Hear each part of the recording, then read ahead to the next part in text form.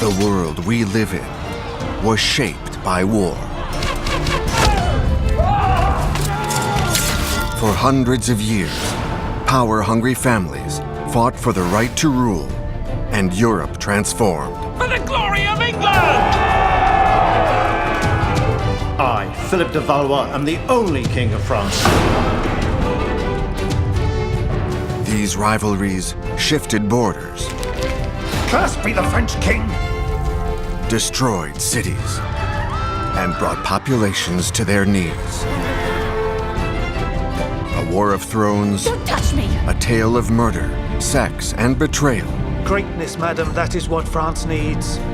Those not crowned in glory were brutally slaughtered or condemned to rot in the shadows.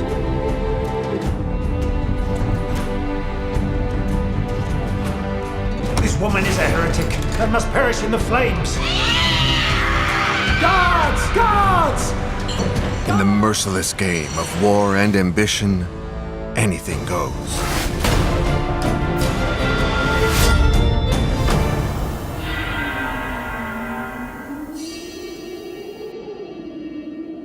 In the 14th century, Philip VI, King of France, saw a great new rival emerge. The Plantagenet King of England, Edward III. He intended to seize the crown from his Valois cousin. Forward! Charge! The rivalry between the two monarchs and their lust for power was to break the bond between France and England for generations. It started the longest and bloodiest war in European history.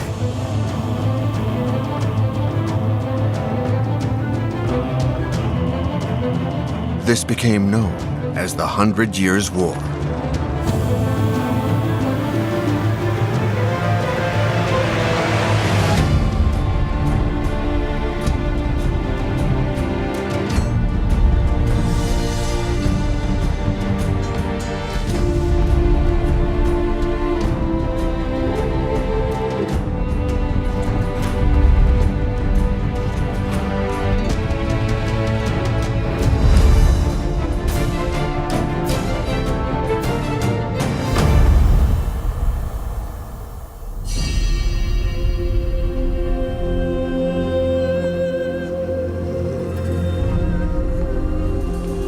On February the 1st, 1328, the 34-year-old Capetian King of France, Charles IV, lay dying.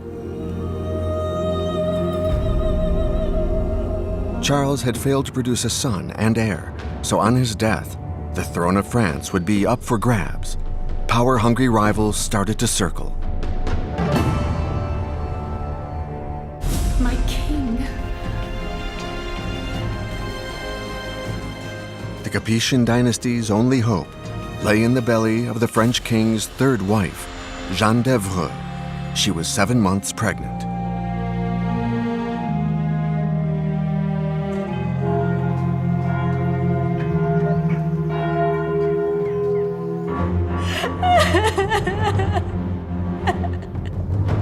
Charles prayed that Jeanne would give him a son.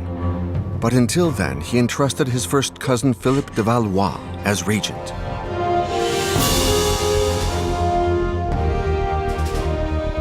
Philip was 35 years old, a tall and handsome knight, with a reputation for courage both in tournament and on the battlefield.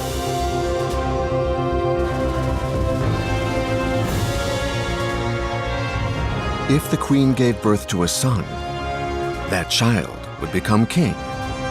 But if it was a girl, then Philip would become the first Valois king of France.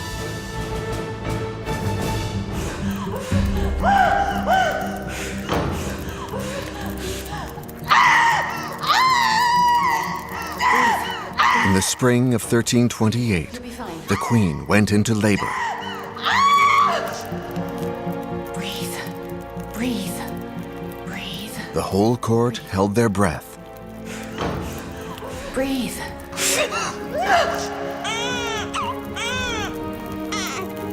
At 10 a.m. on April 1st, the much-awaited baby was born. It was a girl. They christened her Blanche.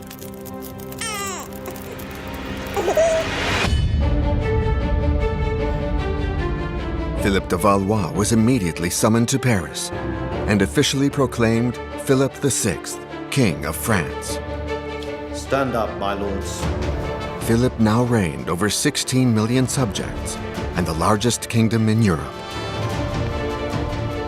It was the end of the Capetian dynasty and the start of the Valois. To you, my people, I promise three things: to keep the peace, to stop all pillaging, and to judge fairly.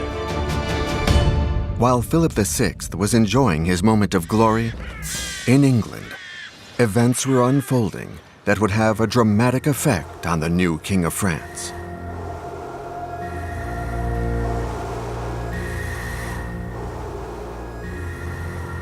For 3 years, Isabel, the Queen of England, and her lover, Roger Mortimer, Earl of March, had ruled England.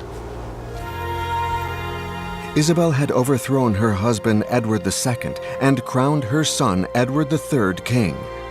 But Mortimer was really in charge. That changed one dark night in October 1330.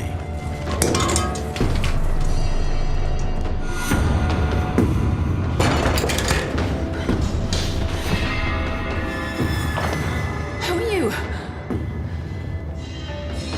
What do you want?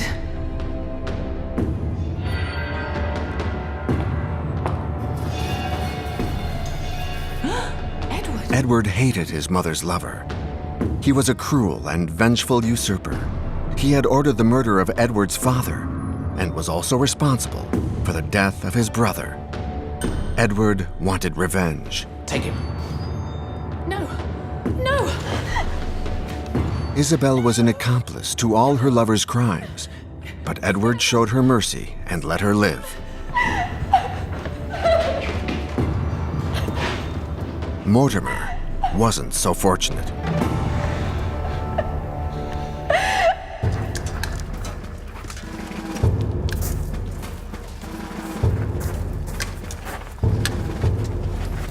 On November 30th, 1330, he was executed in the most humiliating way. Not beheaded, as was usual for a nobility, but hanged like a commoner.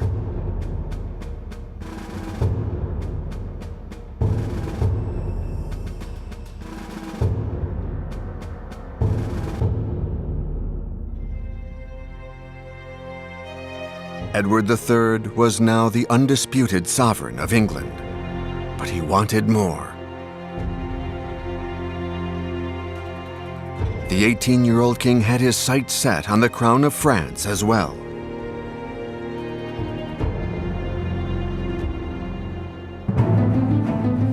Edward's ambition was founded on the fact that his mother Isabel was a member of the French royal family. She was the sister of the late Capetian king Charles IV. Like him, she was a descendant of the illustrious King St. Louis IX. So Philip VI, the Valois King of France, was her first cousin. But Philip was a member of a younger branch of the Capetian dynasty. Isabel was a direct descendant.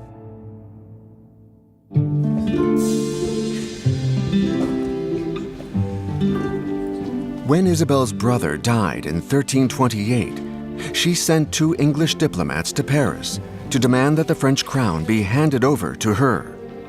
But the assembly refused. It had long been believed that Isabel wasn't allowed to inherit the French crown because of the Salic law. This law barred inheritance by women in favor of a firstborn male. But no one knew of the law's existence at the time, and it wasn't invoked until much later. The decision to proclaim Philip de Valois king was probably based on politics. Philip was a member of the royal court, and everyone knew him. Isabel was a foreigner, and she was hated in court.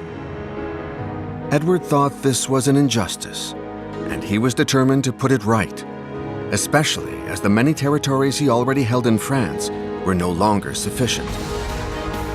Since the 12th century, English kings had held many valuable territories in the very heart of France: the county of Ponthieu in the north, and the Duchy of Aquitaine in the southwest. But the kings of England governed these territories merely as dukes and not as monarchs.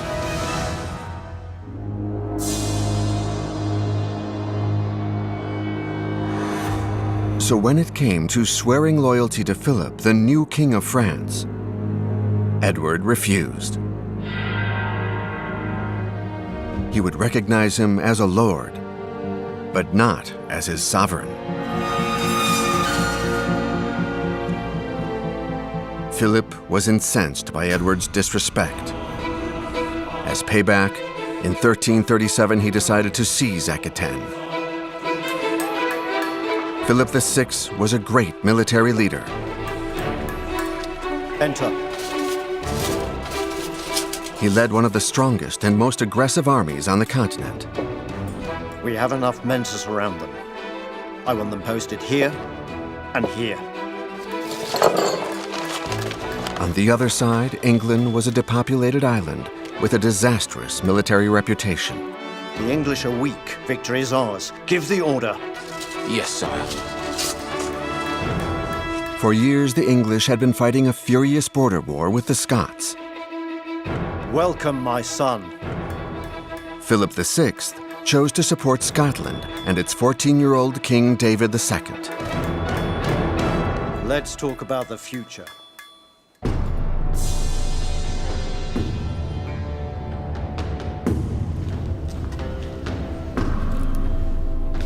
When Edward III heard that Philip VI had offered protection to the King of Scotland and planned to take Aquitaine, he was furious. Traitor! This was treachery.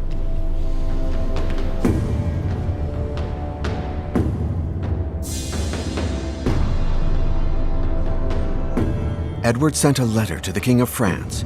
It was delivered by the Bishop of Lincoln wearing full canonical dress.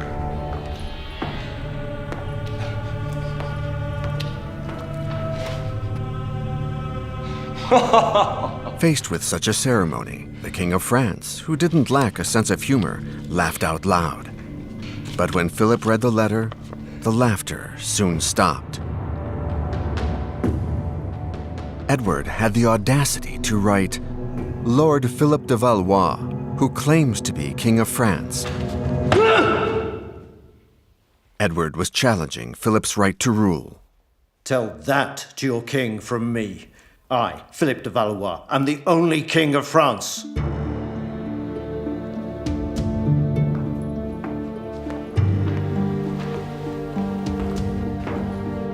Edward declared himself the legitimate heir to the French throne. This was nothing short of a declaration of war.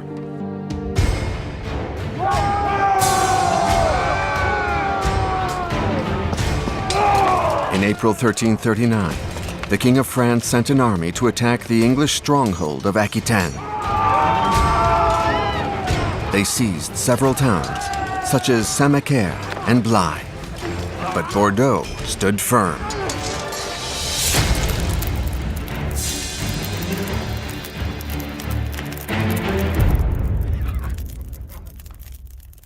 Edward III was at war with the Scots when he found out Philip's offensive in Aquitaine. He swore to retaliate, but the English treasury were empty.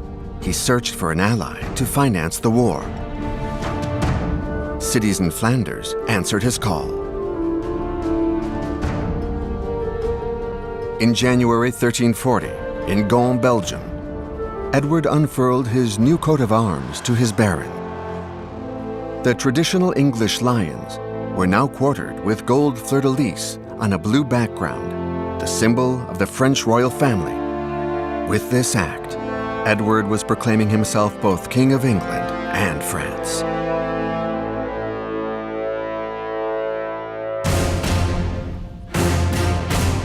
Edward's actions were met with an immediate and ferocious response from King Philip.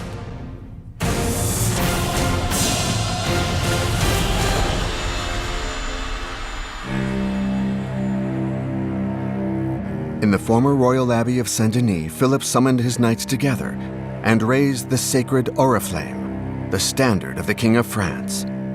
The message was clear. It was a symbol of French military power and pride, and made it clear that the fight for France would be a fight to the death.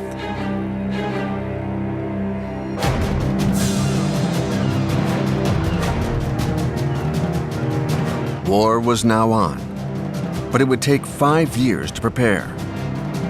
July 12, 1346, 750 English ships made landfall at Saint-Vaast-la-Hougue in Normandy.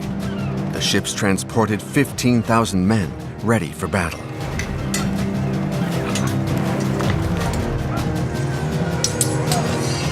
But before attacking, Edward knighted his 16-year-old son, Prince of Wales. He would later become known as the Black Prince because of the color of his armor.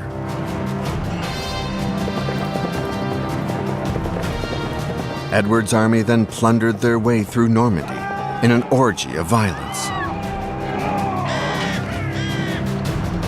They left a trail of devastation in their wake. Edward's intention was to show that Philip VI was not capable of protecting his own kingdom.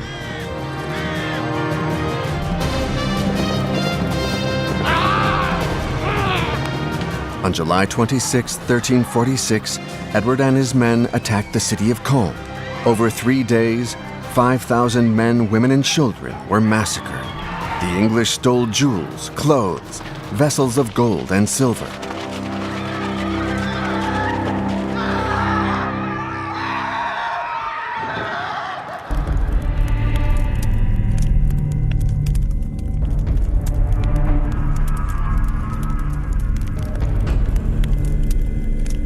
The English pursued their lust for blood towards the capital, Paris.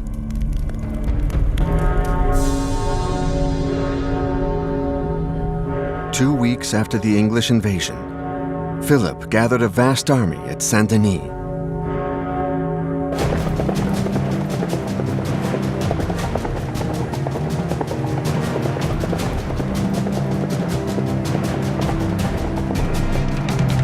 Faced with this threat, Edward turned and ran. He headed north for the coastal city of Calais.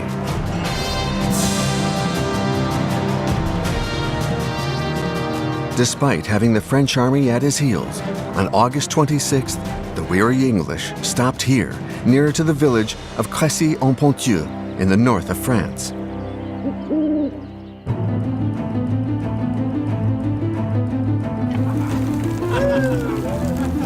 Philip and some of his army arrived at Crécy during the night. He immediately sent scouts to judge the strength of the English army.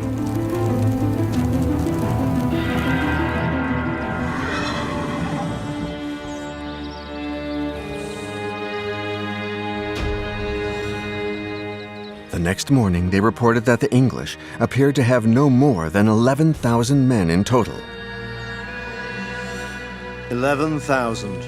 Thank you, my lords. Victory is certain. They are 11,000. We are 3 times as many. Careful, sire. The English are very well organized. One of Philip's counselors, Henri Lemoine de Bâle, was less confident than his sovereign. He believed that the English had the better position. He advised Philip to wait until morning when the rest of his army had arrived in camp. You are right. But in the Middle Ages, controlling an army was a real challenge. Halt! Reform the lines! The men in the front received the king's order to stop. Halt! Halt! But the men at the back, who couldn't hear the order, continued to march, forcing the front forward until, inevitably, the front line came within range of the English.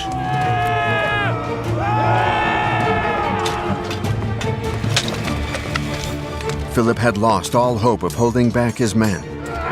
He ordered the attack. Forward! Launch the assault! The first battle of the 100 Years' War began. 6,000 Genoese crossbowmen, hired by Philip, led the attack.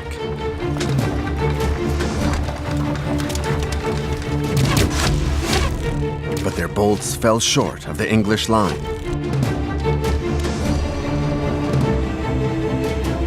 The English archers advanced and fired.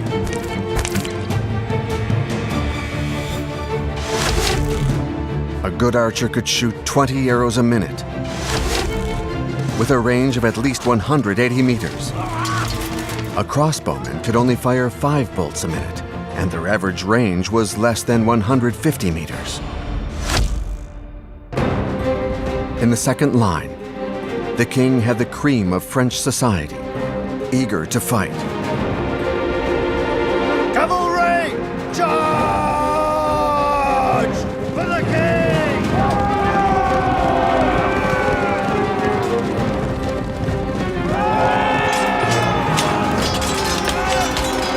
In the third line, the French foot soldiers who managed to survive the English arrows threw themselves into the fray, desperate to spill enemy blood.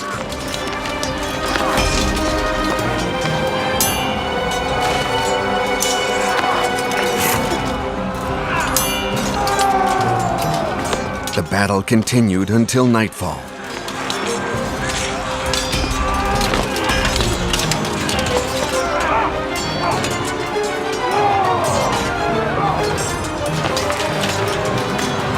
The French army began to fall apart. And fire! Under a rain of arrows, the French soldiers dropped like flies. One of the few to break through the English lines was the blind King of Bohemia. He was so determined to fight, he tied himself to one of his men.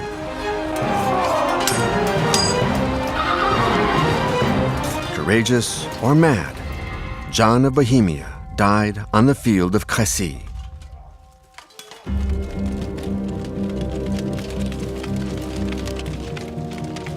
After 16 furious cavalry charges, the French retreated. They had been totally routed.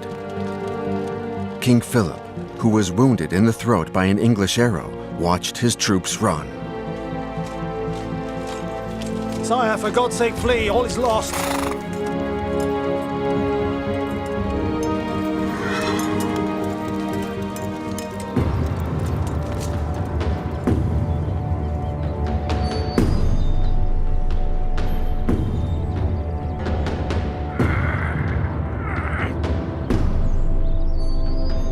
Today, it's difficult to imagine the scale of the disaster that took place at Crécy in August 1346. 1,542 French lords and knights were killed, and more than 10,000 soldiers were massacred by English arrows.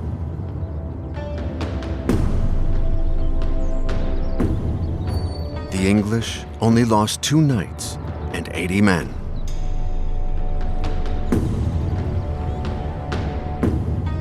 Edward's victory was total. After Crécy, cavalry would never dominate the field of battle as they once had. The era of the archer had arrived.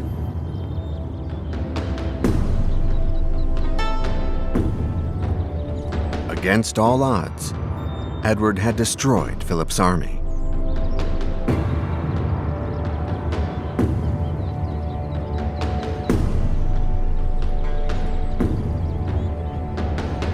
But the 100-year war was far from over, and Edward was still a long way from snatching the crown of France.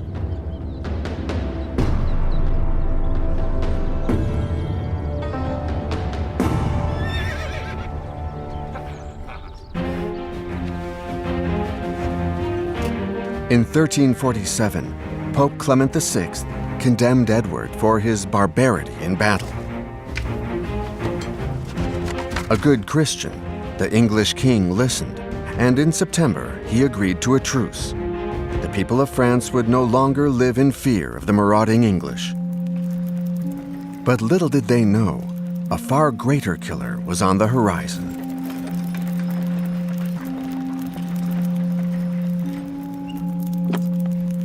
In 1348, a plague known as the Black Death swept across France, and a third of the population died.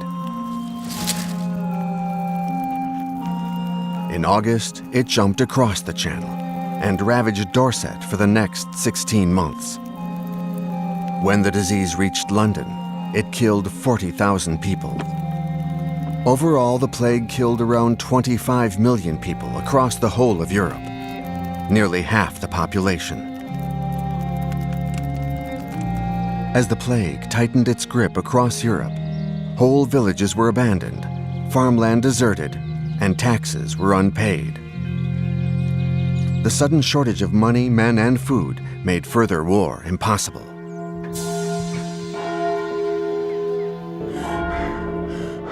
Then, suddenly, on August 22, 1350, Philip VI, the first Valois king of France, died. He was 57 years old.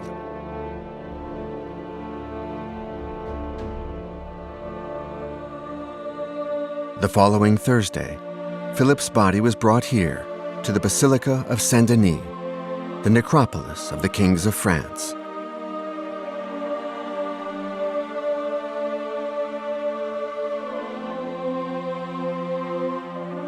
Today, he lies next to his son, King John II.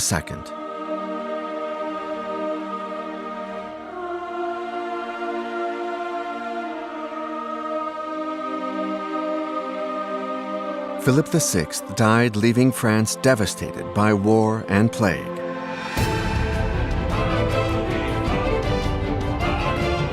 Historians blame him for having weakened the French monarchy by granting too many privileges in order to finance the war. It's true that Philip made a strategic error at Crécy.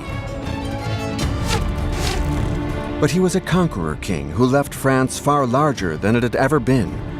The frontiers of the country now stretched from the foot of the Alps to the powerful city of Montpellier on the Mediterranean. In Paris, Philip also left behind the impressive keep of Vincennes. It was finally completed by his grandson, Charles V.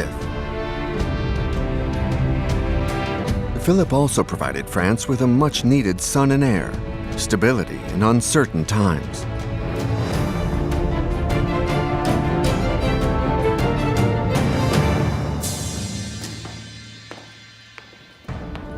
In 1350, Philip's son was crowned King John II.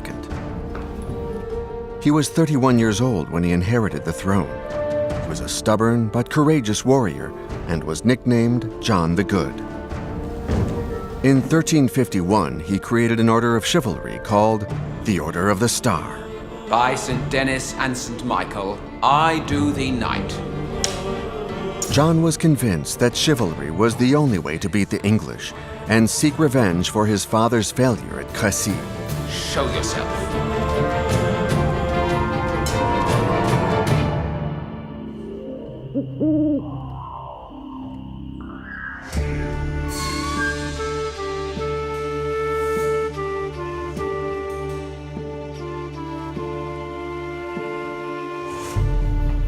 On the other side of the Channel, the Plantagenet Edward III was growing weary and ill.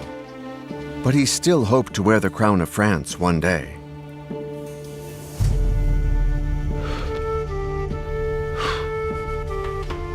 He refused to give up, even if at the moment he did not have the strength to lead his own army. He entrusted all military operations to his son, Edward, the Black Prince.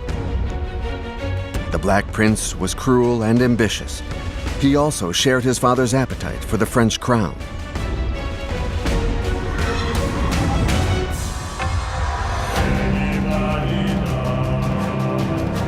In October 1355, the Black Prince, who landed at Bordeaux, left his Aquitaine fiefdom.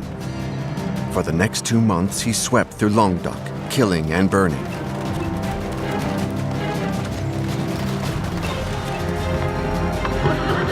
The Black Prince's tactics were exactly the same as his father. He wanted to terrorize the population and destabilize the new king. It was a strategy that worked brilliantly. Regions of France, pillaged and devastated by the English, took decades to recover from the brutal attacks.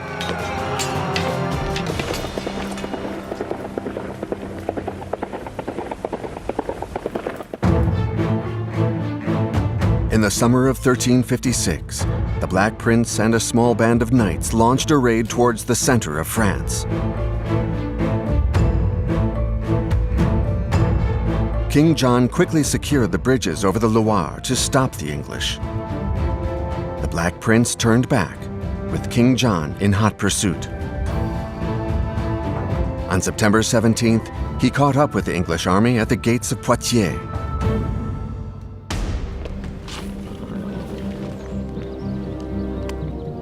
Ten years after Crécy, the second great battle of the 100 Years' War was about to begin. The Black Prince was cornered and outnumbered. Desperate to avoid a fight, he promised not to raise an army against the French for 7 years in exchange for a total pardon. But John refused. He wanted to make an example of his English enemy and finished what his father had failed to do.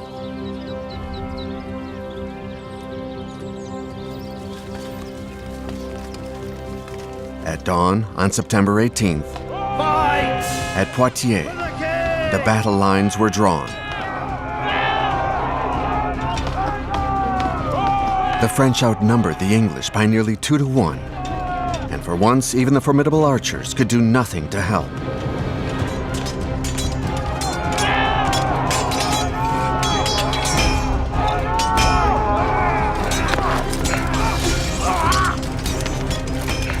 All seemed lost, when suddenly, behind the French lines, an English banner appeared. The Black Prince had ordered a few soldiers to skirt around the French troops and surprise the enemy. The French panicked, and the Black Prince breached the enemy lines.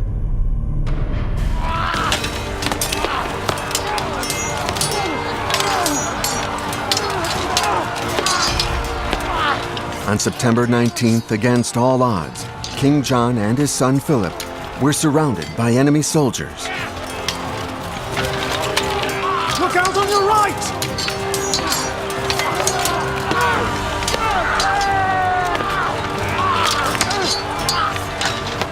The English were eager to capture the King of France, better alive, but dead if necessary.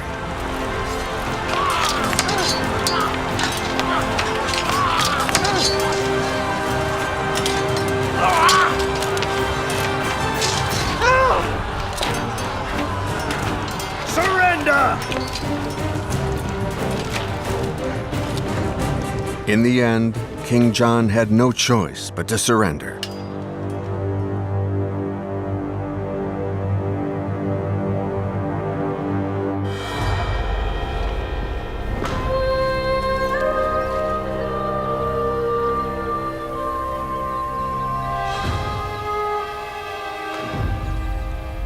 After his victory, the Black Prince went to see his prisoners.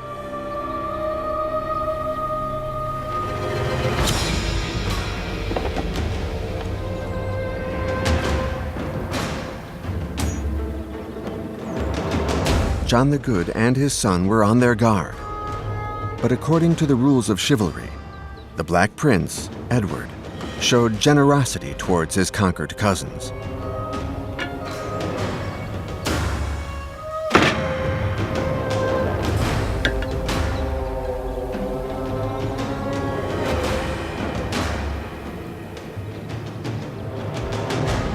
After fine wine, he served them a meal himself, kneeling as a sign of respect. The will of God is neither evil nor a cause for remorse. You'll be treated with the greatest regard. He congratulated John on his bravery. He told him he had fought better than any man on the battlefield. And even in defeat, you have honored your reputation and the House of France.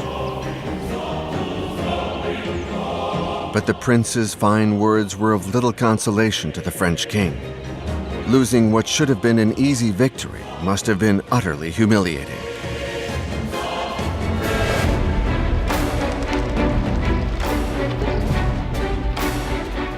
The next morning, John and his son were taken to Bordeaux as prisoners They were surrounded by the booty stolen from the French towns and villages. A few days later, they were put aboard a ship bound for England.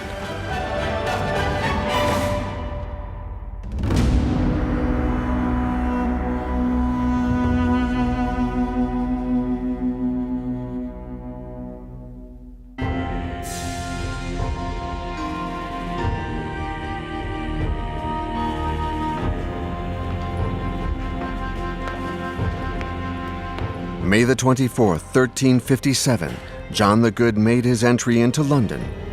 He was imprisoned in the Savoy Palace.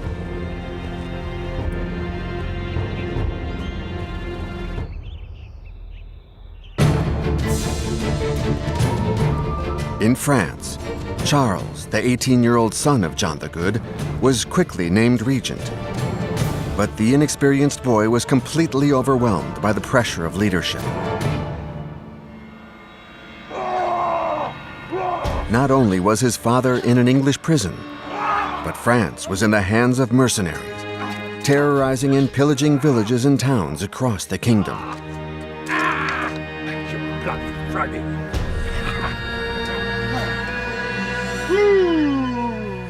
You must do something, Charles! I know! I need to think. The responsibility was all too much for the Dauphin, Charles. He desperately wanted to bring his father home and restore stability no matter the cost. But to do that, he would have to negotiate with King Edward of England. The English king demanded a ransom of 4 million gold écus and territories in France. He already held Ponthieu and Calais in the north. He now demanded Saintonge, the Limousin, Poitou, Rouergue, and Béarn, the equivalent of a third of the Kingdom of France. Charles agreed to pay the ransom, but refused to concede the territories. It would have terrifying consequences. In October 1359, the Black Prince once again set foot on French soil.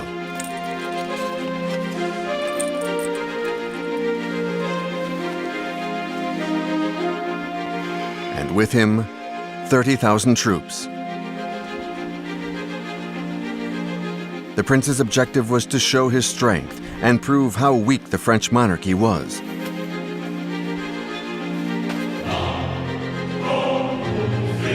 The ferocious attack would culminate in his coronation as King of France at Reims Cathedral, the traditional place of consecration.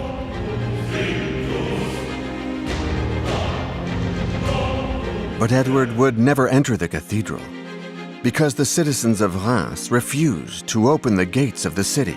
So he changed course and set off for the capital. But Edward's army was too weak to take Paris by force, so he laid siege in the hope of forcing the Dauphin to surrender. But Charles held firm, and Edward was forced to negotiate a peace agreement. On May 1st, 1359, negotiations began in the little hamlet of Bretigny near Chartres. Listen, you've got to understand, this is a very important cause. After 8 days of discussion, the King of England was handed the territories he wanted and agreed to reduce the ransom for King John to 3 million gold écus.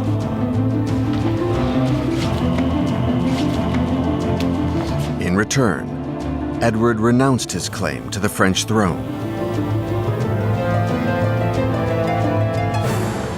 The treaty came into force in the fall of 1361. After a first installment of 400,000 gold écus was paid, Edward III finally released King John II.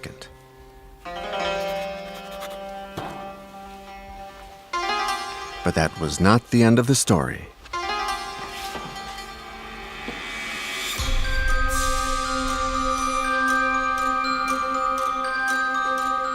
King John had to leave 3 of his sons in England until the final installment of the ransom was paid.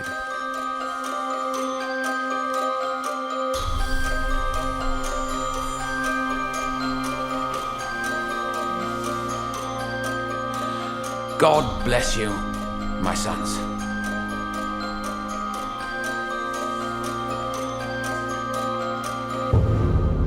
One of his sons, the 24-year-old Louis, the Duke of Anjou, escaped and ran back to France and the woman he loved.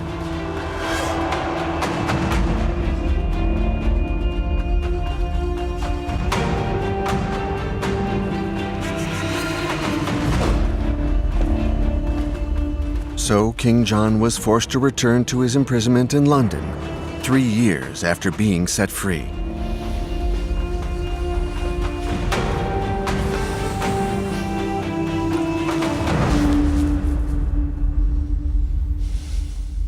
In nomine Patris et Filii et Spiritus Sancti. 3 months later, on April 8, 1364, King John died in the Savoy Palace. He was 45 years old. After his ancestor, the sainted King Louis, John the Good was the second monarch in the history of France to have been made prisoner. King John's remains were taken back to Paris and interred in the Abbey of Saint-Denis, the necropolis of the kings of France.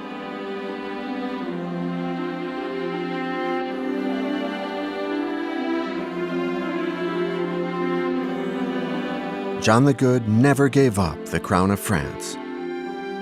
His eldest son, the Dauphin Charles, succeeded him as Charles V. Despite a difficult regency, he was to become a great king.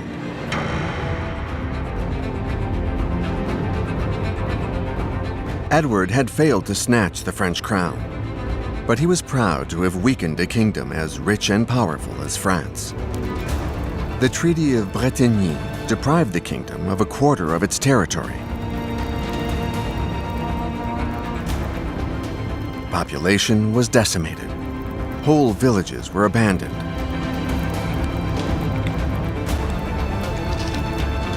France was in ruins. Its people starved and bled dry.